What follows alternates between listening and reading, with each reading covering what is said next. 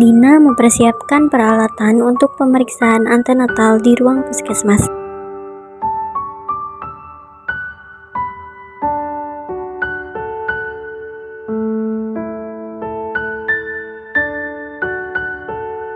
Ibu Lila, pasien hamil muda yang terlihat cemas, masuk ke ruangan.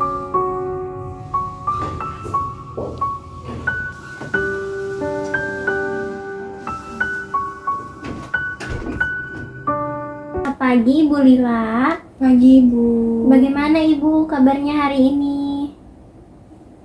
Dan saya ngerasa nggak enak badan akhir-akhir ini. Saya khawatir apakah kehamilan saya akan baik-baik saja. Semuanya terlihat baik-baik saja ya Bu, tapi sebentar lagi kita akan melakukan pemeriksaan ya untuk memastikan semuanya. Dina mulai memeriksa tekanan darah Ibu Lila dengan cemas. Bagaimana jika saya salah?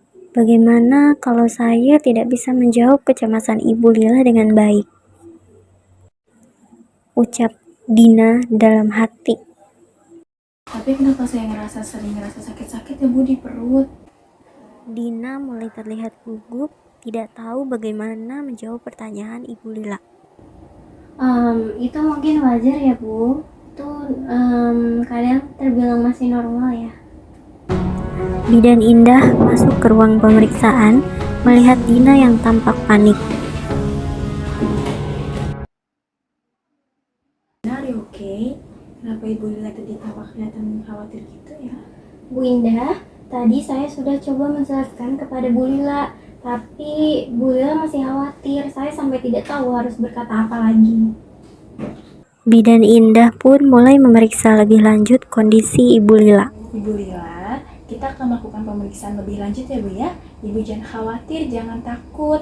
Nah, kita di sini tuh untuk memastikan bahwa semuanya baik-baik saja. Makasih ya Bu Bidan Indah, saya cuma takut terus khawatir. Saya bingung apa yang harus saya lakukan. Ibu, kami di sini untuk membantu. Tidak ada yang perlu Ibu khawatirkan ya Bu ya. Iya, kita akan melakukan pemeriksaan lebih lanjut untuk memastikan semuanya. Iya Bu.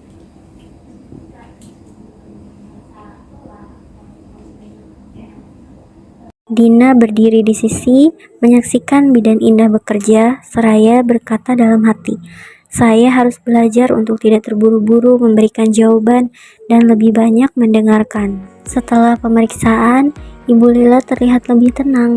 Bidan Indah berbalik ke Dina yang masih berdiri di samping meja. Dina, komunikasi itu bukan hanya sekedar memberi jawaban yang cepat, tapi kita harus mendengarkan terlebih dahulu nih, baru kita menjelaskan penjelasan yang lebih tenang kepada Ibu. Iya Bu Indah, tadi saya terlalu terburu-buru memberitahu ibunya dan tidak terlalu mendengarkan ucapan Bu Lila. Tidak apa-apa Dina, kita kan semua masih belajar. Nah, sebagai bidan kita tuh harus tahu nih kapan kita harus berbicara dan juga kapan kita harus mendengarkan. Terkadang mendengarkan saja itu sudah cukup untuk pasien membuat tenang. Iya Bu Indah, nanti untuk kedepannya saya akan lebih sabar dan lebih teliti lagi. Terima kasih ya Bu Indah. Dina duduk di ruang istirahat mahasiswa, menulis di jurnal. Dia merenung setelah kejadian tadi. Terkadang yang dibutuhkan pasien bukanlah jawaban cepat, tapi kehadiran kita dan kemampuan untuk mendengarkan. Dalam kebidanan, kita harus mampu memberikan ruang bagi pasien untuk mengungkapkan perasaan dan kekhawatiran mereka. Hanya dengan cara itu, kita bisa memberikan dukungan yang sesungguhnya. Dina berjalan keluar dari ruang puskesmas, bertemu dengan teman sekelasnya, Tari, di lorong. Assalamualaikum. Hai. Ih Dina, Hai Tari. hai, gimana tadi? Ada pasien baru ya? Iya, tadi ada pasien baru, tapi aku tadi sempat khawatir. Tapi alhamdulillah sekarang udah lebih baik. Ih keren banget sih. Ternyata komunikasi itu bukan tentang hanya soal menjelaskan ya, tapi ternyata juga tentang mendengarkan dan memberikan rasa aman pada pasien. Tuh, kamu keren banget sih. Ih, keren ya, aku bangga sama kamu. Makasih ya Tari, semoga aku bisa lebih baik ke depannya. Amin. Kamu juga lebih baik lagi ya. Makasih ya. Dadah. Bye. Hati ya. Iya.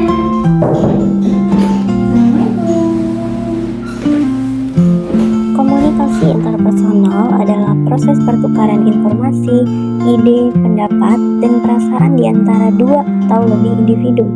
Komunikasi ini seringkali terjadi secara tatap muka, bersifat langsung, dan menghasilkan umpan balik.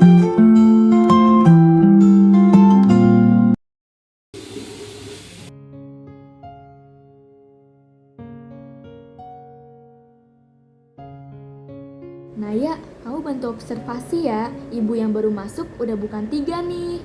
Iya, Bu. Apa aku sudah siap? Ini bukan lagi oscil loh, padahal ini nyata. Ada nyawa di hadapanku. Tapi kenapa aku malah ragu ya?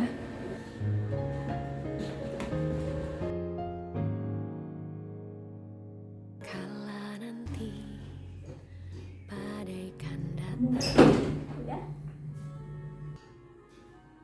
Naya, Ibu, kamu teliti. Nanti pada saat di lapangan, kamu harus percaya diri ya. Kamu kan paling rajin kalau bikin soal, gak usah seperti itu.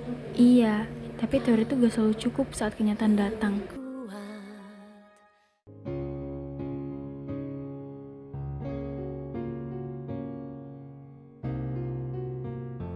Ibu, tarik nafas ya, Bu, pelan-pelan. Iya Bu Bidan, ini sakit banget. Aduh sakit banget.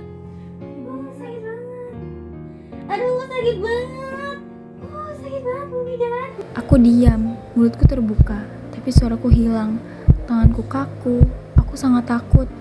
Tapi aku juga tahu ibu ini butuh aku. Bukan teori, bukan nilai, tapi hadirku. Bu, saya tahu ini tidak mudah, tapi Ibu tidak sendiri ya, Bu ya. Saya ada di sini bersama Ibu. Ibu nggak usah khawatir ya, Bu ya. Iya Ibu, sakit banget. Kita akan lewati prosesnya bersama-sama. Iya. Saat aku bicara untuk menenangkan ibu, aku juga sedang menyembuhkan ketakutanku sendiri.